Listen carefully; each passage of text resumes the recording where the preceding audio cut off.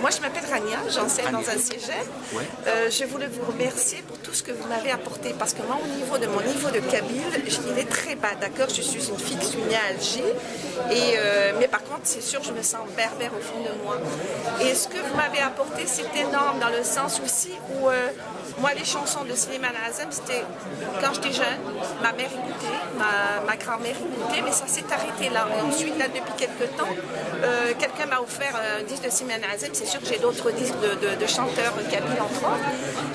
J'ai écouté, mais je n'avais pas ces lunettes-là que vous m'avez offert ce soir. En général, on dit des lunettes pour voir, mais moi, ça a été des lunettes pour mes oreilles. Alors, depuis, je me sens enrichie de tout ce que vous m'avez apporté, parce que ça va me permettre maintenant de revenir à la maison et puis d'écouter les chansons de Slimane Azem avec vraiment une autre façon de voir les choses. Je vais me sentir beaucoup plus riche. Ancien proviseur en Algérie pendant une douzaine d'années. J'ai repris mes fonctions de professeur de mathématiques, mais je viens de prendre ma retraite le mois de juin. Voilà. Dites-moi. J'ai pris ma retraite au mois de juin. Actuellement, j'habite à Laval. Ainsi, moi, je suis originaire de la petite Kabylie d'El Flay, le Flay. Et le Flay, c'est à côté, c'est à 4 km. Et ce que je disais tout à l'heure, on se remémorait les chansons de Slimane Azem, et on parlait de la chanson où il disait تيني جير بلا البغيل ماشي ذم كي يختارن ذي المكتوب هكذا الزهر عقلين ذي ثمورا مدن ماذا خيالين غير والو.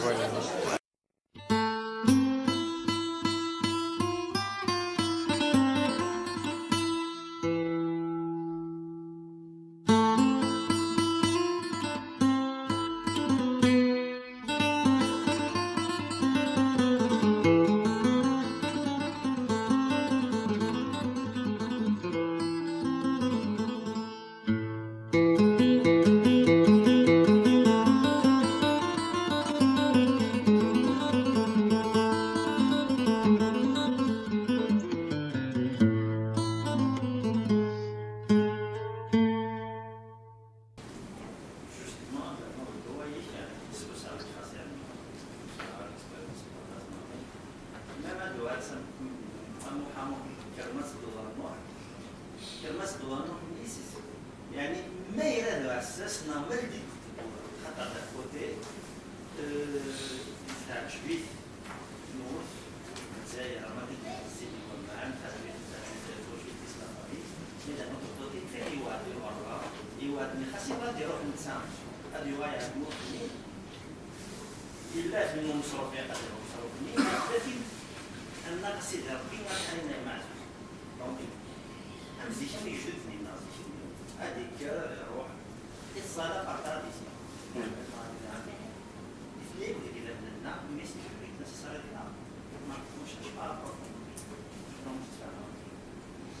C'est une interprétation que je respecte.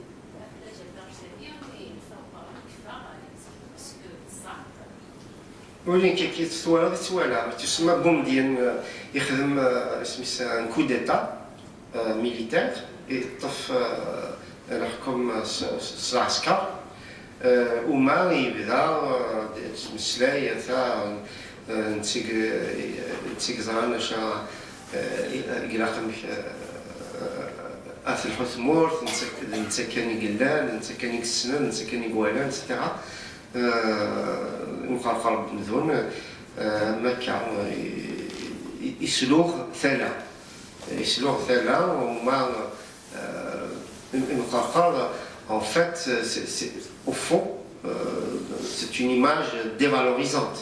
C'est une image dévalorisante, c'est pour dire que effectivement Boumediene il a beau comme ça croasser, mais finalement ce n'est que de mon point de vue un petit tyran, quoi. je suis entièrement d'accord avec votre interprétation. Dernière question, rapidement. Tantôt, vous me dites que, bon, lui avait une religion ancestrale. De quelle religion ancestrale vous faites référence? À quelle religion vous faites référence? Je peux développer un peu? De mon point de vue, aujourd'hui, je mesure bien la portée de mes paroles. Aujourd'hui, à la limite, la question de la religion ne se pose plus entre islam et laïcité. Le problème est devenu tellement grave que le combat peut-être à mener aujourd'hui, c'est entre l'islam dogmatique, orthodoxe, moyen-oriental et l'islam de nos ancêtres, qui est l'islam berbère, avec le culte des saints, avec un certain nombre de valeurs qui sont précisément les divinités, etc. Je vais donner des exemples concrets. L'islam dogmatique, l'islam officiel, c'est l'islam de la mosquée. L'islam dont je parle, dont parle Slimane Azem, c'est l'islam du mausolée. Quelle est la différence? Et pourquoi, dès le XIIe siècle, les Berbères ont fait une révolution culturelle. Ils ont chassé tous les chefs arabes qui gouvernaient l'Afrique du Nord, ils les ont chassés et ils ont créé un royaume berbère, le royaume almoravi. Oui. Vous parlez du 2e ou du 12e? 12e siècle. L'arrivée des Arabes, là, non, c'est bien après. L'islamisation, c'est à partir du 7e, grosso modo. On va dire que vers le 11e siècle, toute l'Afrique du Nord a été islamisée. Mais cette islamisation, elle avait pour chef des Arabes venus d'Orient. C'est-à-dire que même quand c'était des Berbères, par exemple, je vais prendre un exemple comme ça, au 9e siècle, les Toutama, qui sont les tribus berbères de la région du Djidjel, ils ont suivi Ubaydullah, qui était venu donc d'Orient. Ils ont pris l'Égypte, ils ont fondé le Caire. En très peu savent que le Caire a été fondé par des Berbères, mais sous la houlette d'un chef arabe. Et donc, quand les Berbères ont vu que finalement ils étaient marginalisés, ils étaient exclus, ils étaient frappés d'impôts, etc., qu'ils ont embrassé l'islam, mais c'est toujours pour avoir finalement un second rôle et pour être finalement des soumis. Ils ont fait une révolution spirituelle qui est partie du sud du Maroc avec les Almoravides, dont la capitale était Marrakech, qui veut dire d'ailleurs Marrakech, qui veut dire la place de Dieu. Pardon? Oui, place, pays, la place de Dieu. Et donc, ils ont finalement essaimé du sud vers le nord, et puis d'ouest en est, pratiquement c'est pas pratiquement, c'est de l'Andalousie qu'ils ont occupé jusqu'en Cyrénaïque, en Libye. Benghazi, la région de Benghazi actuelle. Donc, ils ont créé tout cet empire-là. Ils ont berbérisé l'islam. Ils ont traduit d'ailleurs même le Coran en tamazight, en berbère, etc. Et cet islam est imprégné des divinités anciennes, des croyances anciennes, des comportements spirituels anciens, etc. Le culte des saints. Et donc c'est pour ça qu'on a opposé. À titre d'exemple, je vais vous donner 4 ou 5 repères comme ça qui puissent vous donner justement des éléments d'explication et de compréhension. Encore une fois, la mosquée, qui est un lieu de dogme, un lieu où, par exemple, un étranger n'a pas le droit de mettre les pieds. Et les Berbères ont créé, justement, pour contrebalancer le poids de la mosquée, ils ont créé le mausolée. Et le mausolée, c'est un lieu de pèlerinage, un lieu de prière, une mosquée, etc. Et d'ailleurs qui peut être visité, qui peut être visité par des étrangers. Un non-musulman peut entrer dans un mausolée, pas dans une mosquée. Et la pratique religieuse, c'est que dans la mosquée, c'est un monde masculin, et dans le mausolée, c'est essentiellement un monde féminin.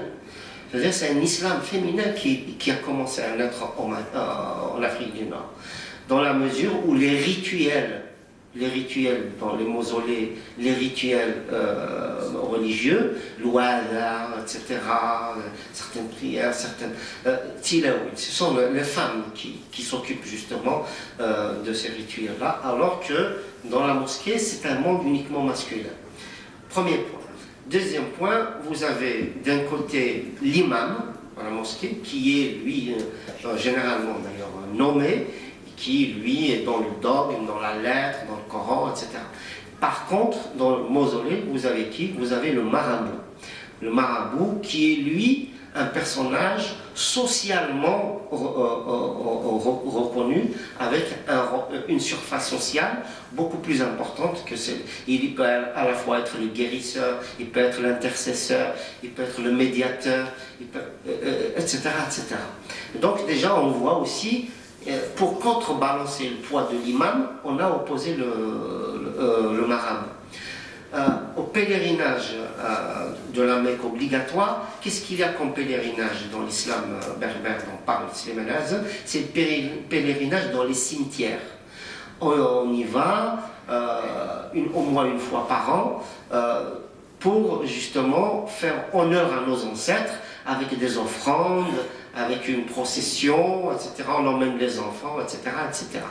Et donc là aussi, on a contrebalancé la pratique de pèlerinage de la Mecque comme étant la seule qui puisse accéder vers le paradis, et nous, on a justement celle des cimetières. On a... Excusez-moi, oui. C'est très intéressant. Ma question, moi, c'était simplement, moi je ne suis pas kabyle, je ne suis pas berbère. Okay? Oui, oui, j'ai entendu bien ce que vous avez dit. Okay. Tout le monde ne peut pas. En 2000, là 2000 ans. Comment? Ça, on se rapporte de 2000 ans et plus. À l'origine, les berbères, oui. Quelle était leur religion? Avant le christianisme, avant l'islam? Ah oui. C'est une religion, comme dans pratiquement toutes les sociétés, une religion paganiste, c'est-à-dire croyance en plusieurs dieux, qui sont des dieux multiples et qui, dans les réceptacles, sont les points d'eau, les arbres, les rochers, etc. Et puis, petit à petit, on a aussi adopté les dieux grecs, les dieux égyptiens, etc. Donc, c'est un éclectisme, en fait. Les Berbères ont toujours pris de ce qu'il y avait autour d'eux. Mais, de façon générale, on va dire, par les cours, c'est la croyance en plusieurs dieux.